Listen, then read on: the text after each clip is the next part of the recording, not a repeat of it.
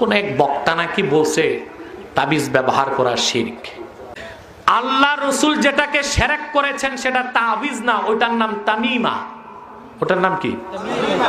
একটা দুইটা বেটা, অসংখ্য হাদিস এসেছে, রাসূলুল্লাহ বলেছেন মান আল্লাকা তামিমাতান ফাকাদ আশরাক, যে তামিমা লটকাইলো সে শিরক করলো। তাবিজে অসুবিধা নাই, ওই তামিমা অসুবিধা। মাশাআল্লাহ, আমাদের সভাপতি সাহেব ভালো করে বুঝছে যে তাবিজ আর তামিমা, একটা তাবিজ আর একটা তামিমা। তাবিজ তো এটা ভালো জিনিস তো না, নিষিদ্ধ হলো তামিমা, যেটা হাতে লটকায় রাখে, গলায় লটকায় রাখে, কোমরে রাখে, এইগুলা শরীয়তে নিষিদ্ধ, এগুলা শিরক।